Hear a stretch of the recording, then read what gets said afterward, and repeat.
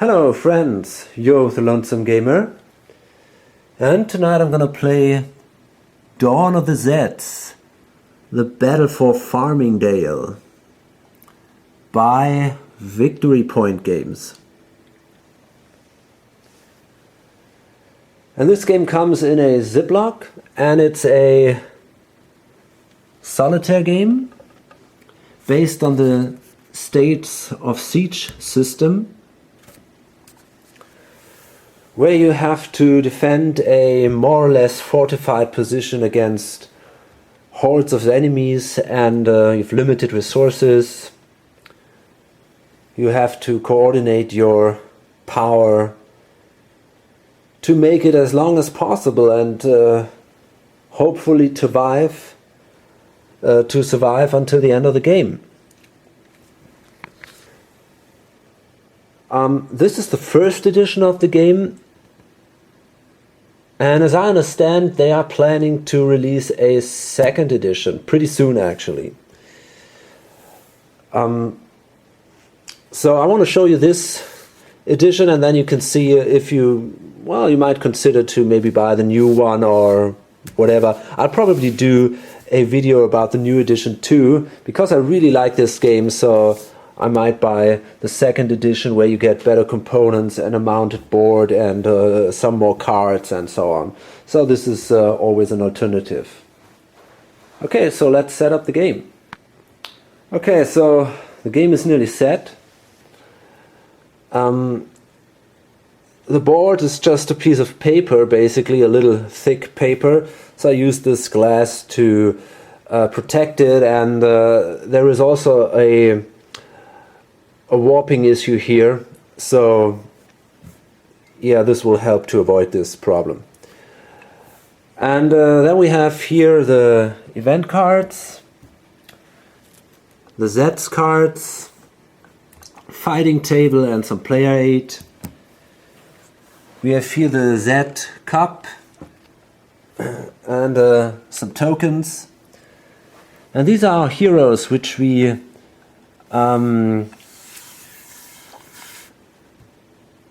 chosen randomly. So we got Captain Plata.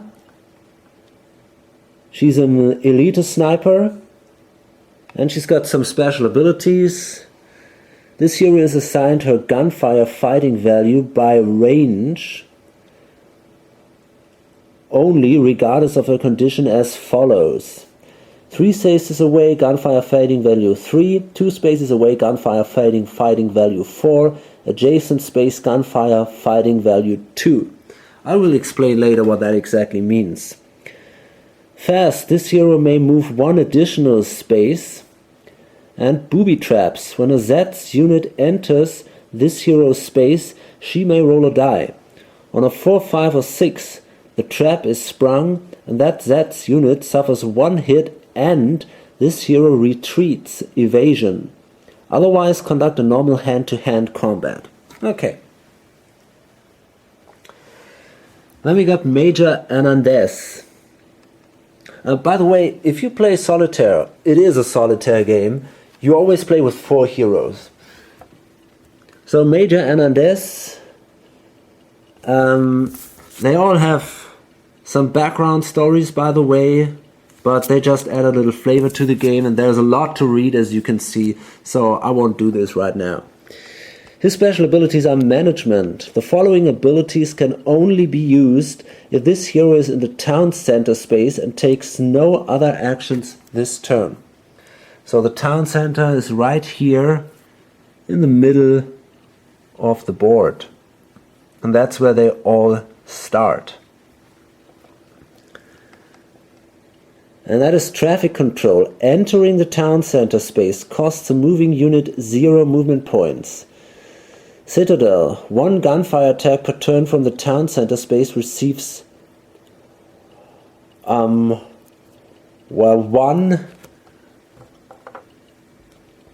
positive shift on the fighting table. Keys to the city. Add 1 to all forage action die rolls in a town or town center space. The speech. Once per game, as an action, this hero can give a powerful, gripping speech. Every other player unit in the town center space is inspired by it, and each may conduct one bonus free action that turn. Okay. Then we got Deputy Schmidt. Martial arts. In hand-to-hand combat, you are allowed one reroll, but you must accept the result of that reroll. Eagle Scout. In hand-to-hand combat, in non-town forest and mountain track spaces, this hero receives a favorable 1 shift.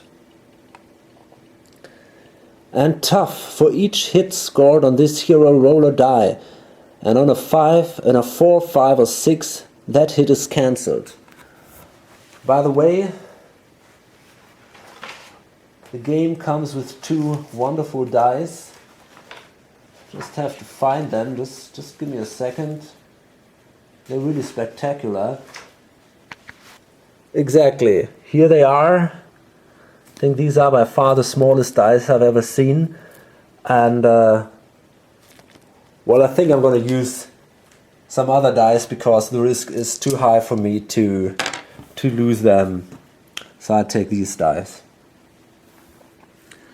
And then we have here Professor A.G. Ph.D.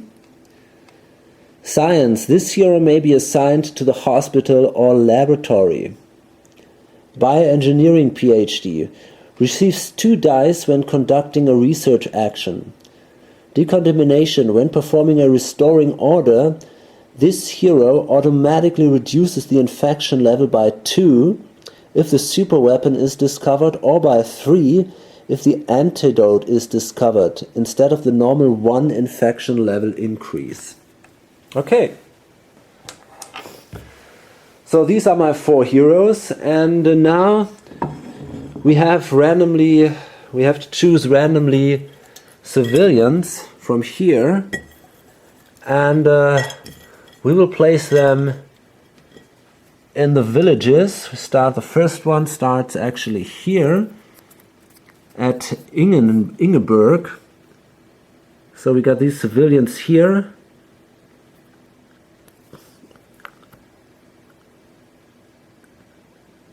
They have a health of 2, which is not a lot. And in St. Thomas, we have these 3, which is a little better. And by the way, they are turned around 180 degrees. That means they are not released yet, so they cannot move for now. They just can start moving if they are attacked for the first time by the zombies. And then we have here in Beauville, we have again 2.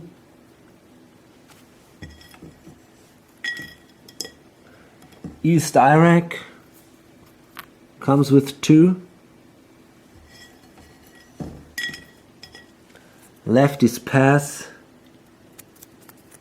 There are actually 4. That is pretty awesome. And then we have 2 civilian units in the city center, in the town center, and they are released. They can move right away.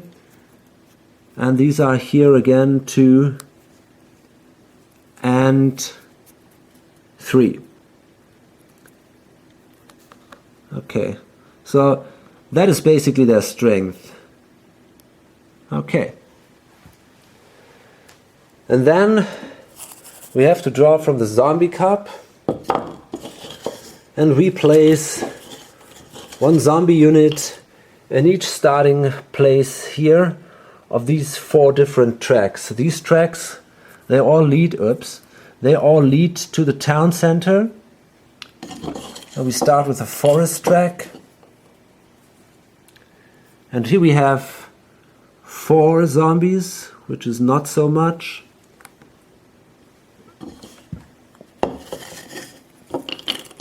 The suburbs track, there are also 4 zombies.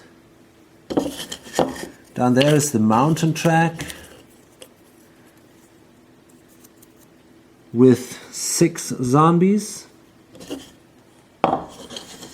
By the way, the worst would be 8 zombies. And here we have the highway track with 6 zombies. Okay, that could be worse.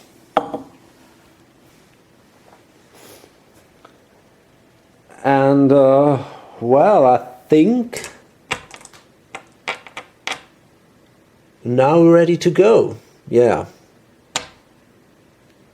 Yep. Okay. Well, actually, I forgot something. Of course I did. We're not done yet. It's very important. Supplies and ammo. And if we roll good now, we start with a random number of supplies and ammo. If we roll good, this can be a very important part for the outcome of the game. So let's see. We have to roll 2 dice for the supplies. And that is awesome. That's great. 11 supplies. Perfect. So we have this supply counter here. And if we flip it, it says plus 10. So we start with 11. So that shouldn't be a problem for a while. And then we start with 1 die roll of ammo. And let's hope we are also lucky here. So let's see. That's a 3. That's not that good. But it could be worse. Okay, so 3 ammo. Well, that was a good start with the 11 supplies. That was awesome. Okay. So the goal of the game is to defend Farmingdale. And in each turn you have to draw 1 event card. And this deck is prepared in a way that one of the, I think of the last 8 event cards says the National Guard arrives. And then some events might occur and you have a chance to win. So basically you have to make it through the deck more or less. And also kind of equally placed in the deck, there are some really bad cards, which, for example, bring more Zeds into play. So I don't know. I have to split the deck into halves, and then have to place 4 of these bad cards in the first half and the other 4 cards in the second one, so that it's a little equally distributed. And we lose the game if any one of these zombie units makes it into the town center. And then there is no final battle or anything. If it enters the town center, the game is over.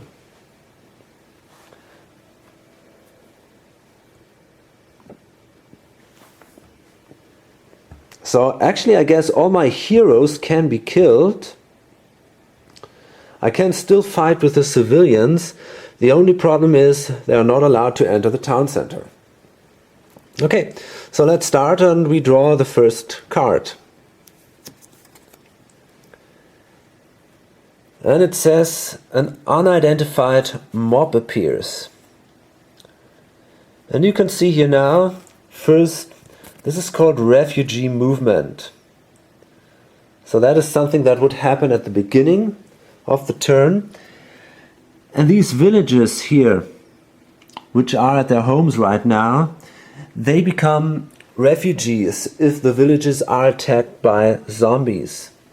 So until now, because there are no villages attacked by zombies, there are no refugees, so there is also no refugee movement. And then in each card we have a special event. You can see that down here. And we also find an asterisk here at any one of these 5 phases. And this asterisk indicates when the event applies.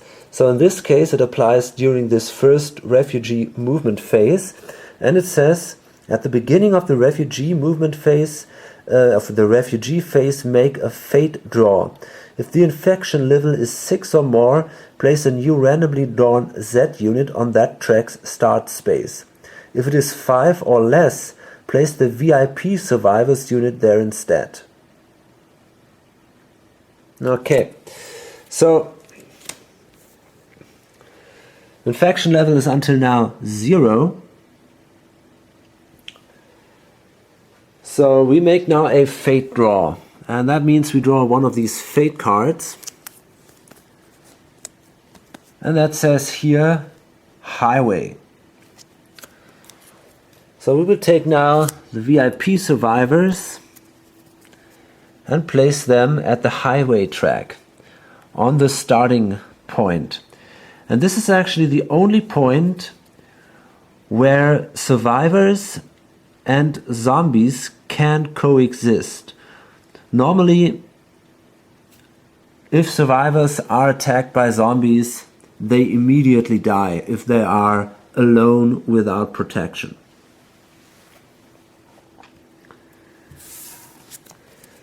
And now we have an event here. It says some civilians get organized.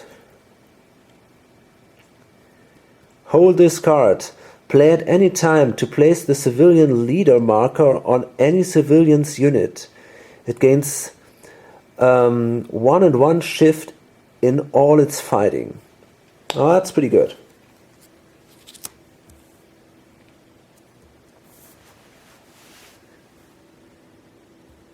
Okay. So civilian units are only these here, these units, and not my heroes. So the next thing is now an outbreak at 9+. So that means if the infection level would be now at 9 or higher, there would be an outbreak which would add more zombies to the board, but this is not the case here. Then there is a question, will we consume supplies? 6+. And now we have to count all civilian units. Well, actually the full strength civilian units. And these are all units are at full strength right now. So we got 1, 2, 3, 4. There are 2 at the town center. 5, 6, 7. So we got 7 of these civilian units, and they will need a lot of supplies. So it says here consume supplies 6 or higher. We have 7 units, so we have to consume supplies. So now the supply marker goes 1 down. The question is not how many supplies we consume, it's just if we consume supplies or not. And now we have moving Zeds. They're moving here at the mountain and on the highway. So we start here on the highway track, and there the Zeds move now 1 space here to the next space, and then here on the mountain track from start to 7. So they move here. Okay.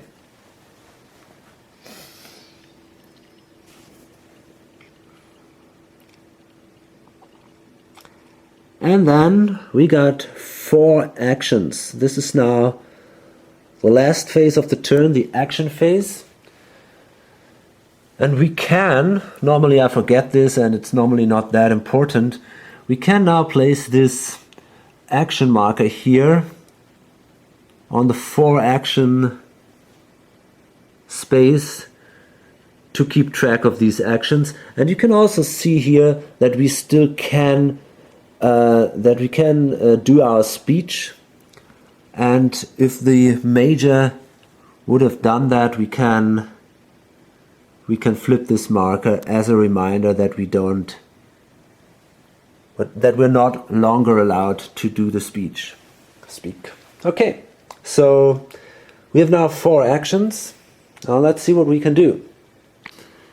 Okay, so basically we can do these things. We can do a gunfire attack, so shoot at the zombies. We can move. We can move as many spaces depending on the type of unit. We can forage, so searching for weapons and supplies. We can heal or we can research. So the first thing I'll do is I will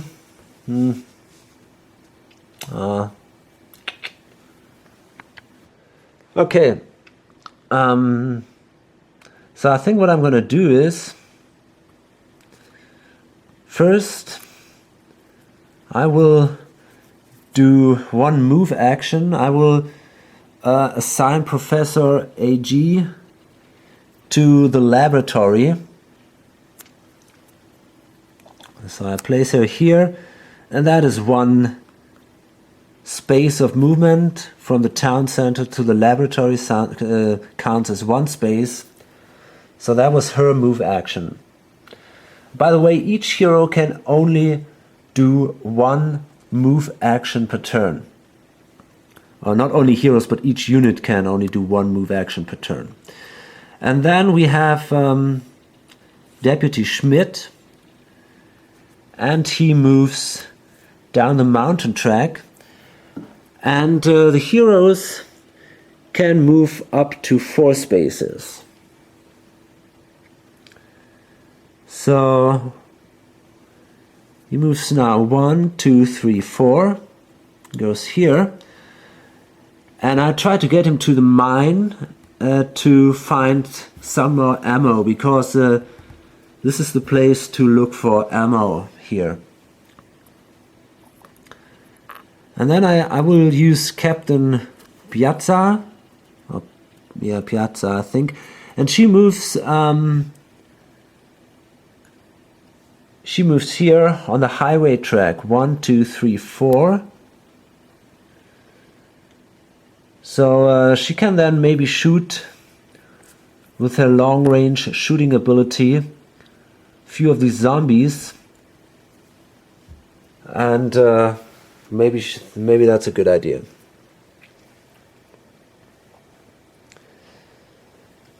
And then these villagers here, they cannot move, but what they can do is they can build barricades. And that costs 2 supply, so I have to flip this now and place it here at 8. And that counts as a movement action. And, they can now place the barricade marker right there.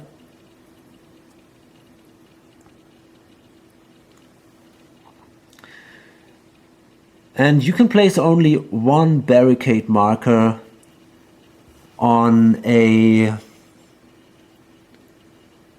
one of these terrain spaces. Actually, only one barricade marker is allowed per track. I just checked it. So it might be a better idea to barricade the mines. But then I have to wait until Deputy Schmidt.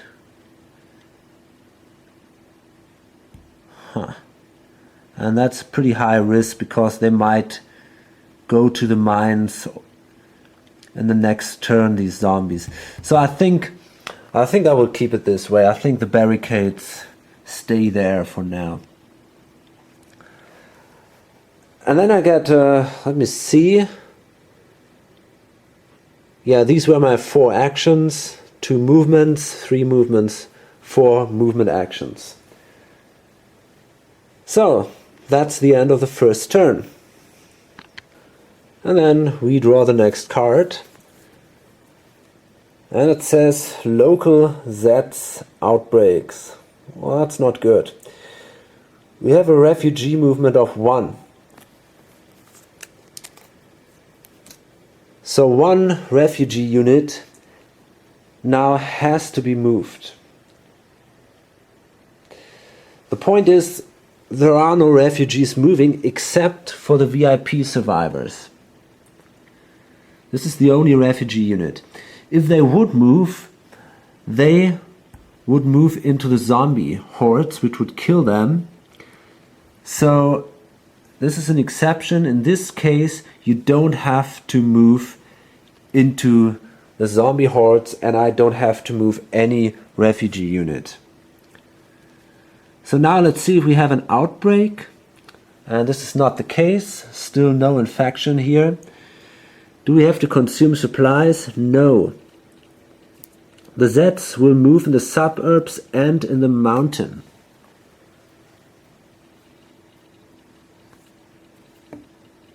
And so they move here and here. They now control the mine. And if one of these terrain units and terrain spaces, and terrain means either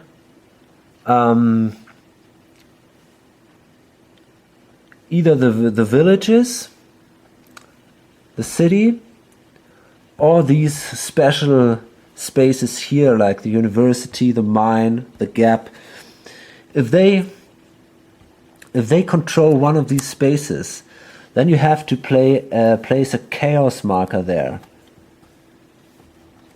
And that chaos marker symbolizes the looting and the burning cars and screaming people and all that. And we have now a special event here. If and when they are eliminated this turn, each civilian unit is replaced by a new randomly drawn Z unit in the space it occupied when removed from play. Okay, so luckily this is not a problem this turn. And we have 2 actions during this phase. So,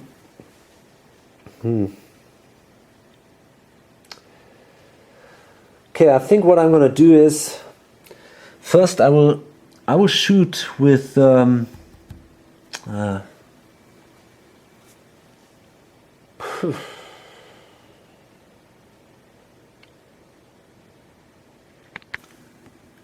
okay, so I'll shoot now the zombies, these zombies here with the civilians. Before I do this, I will play this card. Some civilians get organized. And there is now this special marker here, civilian leader. And I can place that now here. And it says now, play at any time to place the civilian leader marker on any civilians unit. It gains a 1 shift in all its fighting. Okay. And now we shoot. So this is a gunfire attack.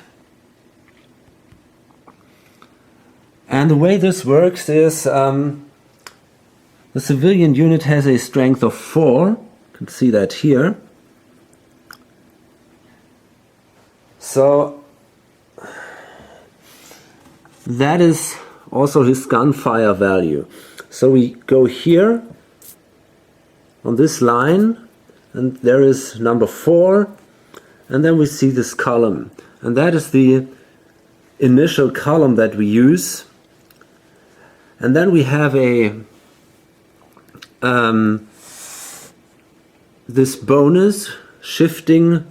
We can shift one to the right or left depending on what is better, and so we can take this column now, the greater than column, and that, or the 5 column here, and that is a little better for us. So we now simply roll 2 dice, and the right number here shows the hits the defender takes. The left number shows the hits the attacker takes in hand-to-hand combat. In this ranged combat, only the hits to the defenders are applied, so we cannot lose anything here except ammo.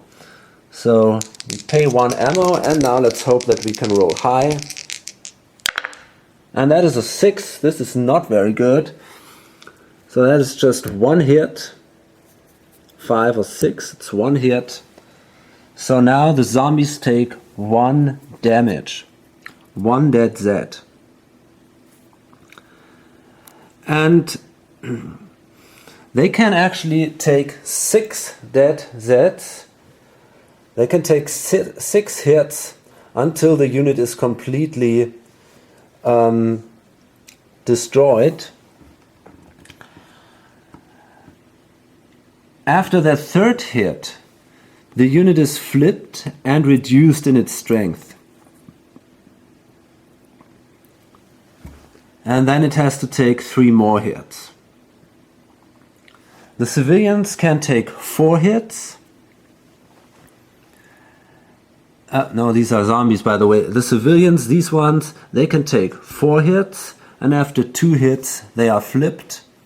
And the heroes can take 2 hits, and their strength is reduced after 1 hit. Okay, so I think I will try another shot here with my 2nd action. So I use my 2nd ammo. And it would be great to do at least 2 hits. Oh, wait a minute. I was in the wrong column actually. I can use this column. So they take 2 hits, not 1 but 2. Here, the right number is a 2. So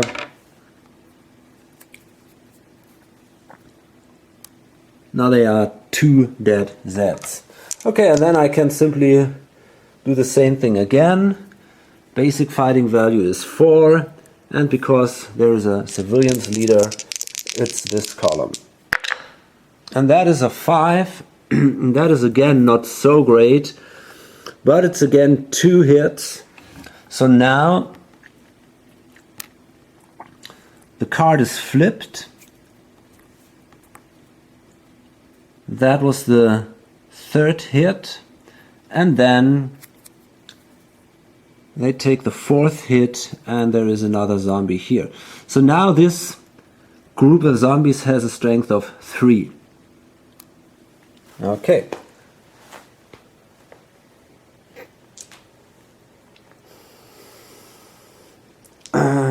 Fine. Okay, and that is basically the end of that turn. And then we draw the next card.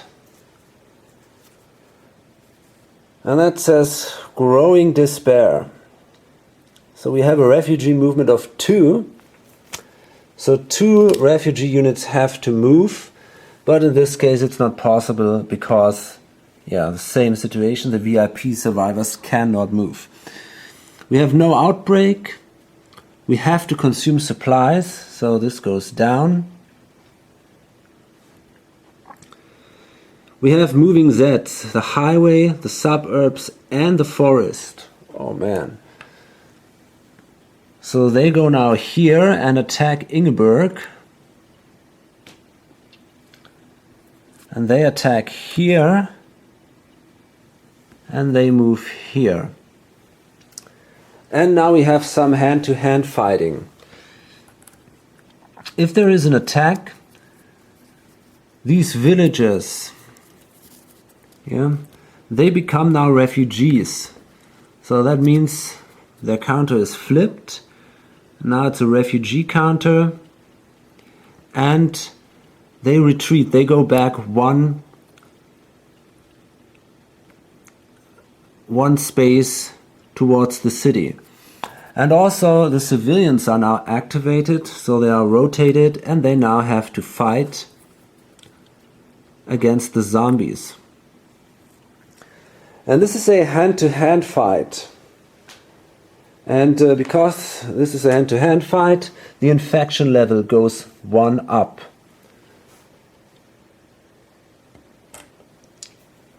There is always some scratches and some bites, so that's a simple reason for this. And now, how does that work? Well, we have to compare the attacker's strength with the defender's strength. And you can see 6 versus 2. So that says here triple. But then we have a modifier. It says you're defending in any other named space, except for barricades or town. So that means, because this is a named space, this is a village, Ingeborg. So we can shift this by 1 to the left. So we have this column number 6 here. It says double. And let's hope that we roll a very low number.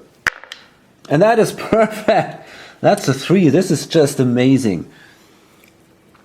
So that means the zombies take 3 hits, and because their number is red, they have to retreat. The red number is always the number of the loser of the battle, and they have to retreat.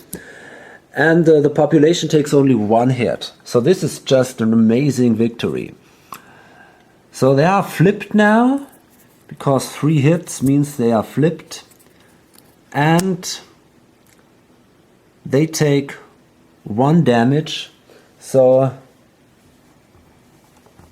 there is 1 casualty marker now here on the civilians.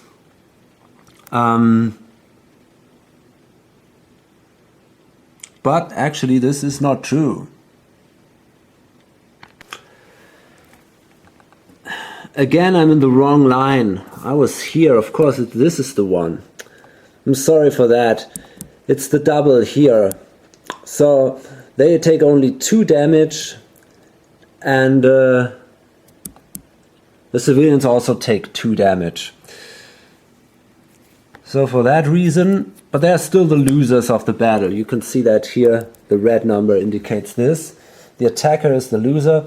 So there are 2 dead zombies, and the civilians are flipped because after 2 hits, their marker is flipped. Fine, more or less. Okay, and well, then we have another fight here. It's these villagers, these refugees are released now, and they move here to the university. And the zombies attack East Iraq. Civilians are activated. They have a fight value of 2. The zombies have a 4. So this is double. We're here. And then they defend a village, so it's this greater than column. So I hope this time I don't make any errors. So I roll, and that is a 9. This is pretty bad. That says here 8 or 9. So the attacker takes 1 damage, the defender takes 3 damage and loses the battle. So in this case,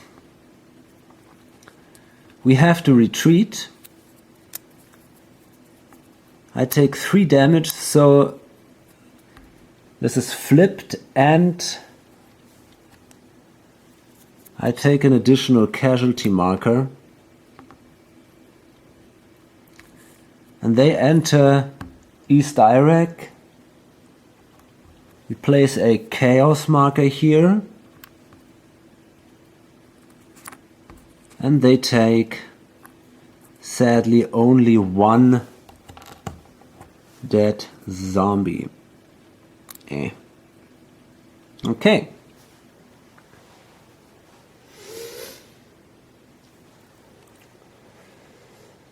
So that's it.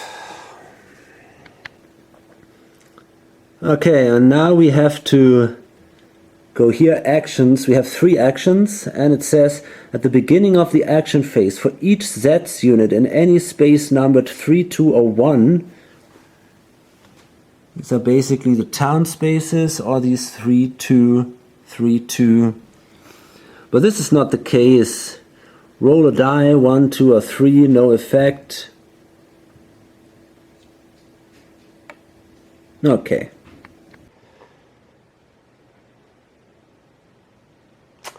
Okay, so now we have 3 actions left, and well, let's see what we can do here. Whew. We might consider shooting at these guys.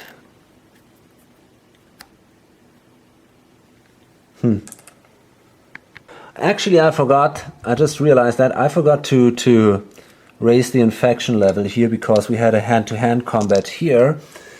I think what I'm going to do now is I'm going to start my research, because that gives me a stronger, that gives me better options when fighting. So I have to pay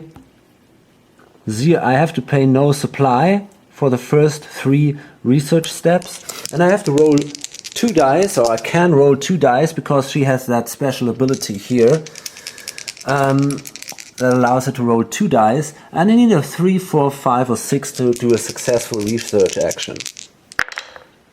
Oh great. Awesome. Unbelievable. Okay, I was not successful, so this action is wasted. That is great, and I do another one. I try another one, a second one. Okay, this time I made it, so it goes up. And, well, then I think I will use my last bit of ammunition, and Captain Piazza will shoot here. He will use his sniper ability. And that there are 3 spaces away, so she can use the gunfire value of 3. So this is this one here. So to do 1 hit, she needs at least a 5, and 1 hit would be enough to flip this counter. So that would be a success actually. So let's see what we can do. And that's a 6, that should be enough. Yeah, it's 5 or 6. So in this case, fine, that's 1 hit for the defender. So that would be the 3rd hit, and we can flip the marker, and now they have only a strength of 3 left. Fine. Okay. So I guess it's time to load this up now. It is was a little bit chaotic because it's not so easy. There are a lot of details to keep in mind, and sometimes you forget something about that, and yeah, that. But I think I didn't make too many bad mistakes. So the situation is, well, I don't know. I mean, this part here on the mountain track is pretty much under control. These guys are extremely strong. Here at least the zombies are already weakened, which is a good thing. But we have a problem here. The civilians here are very weak, and the refugees might die.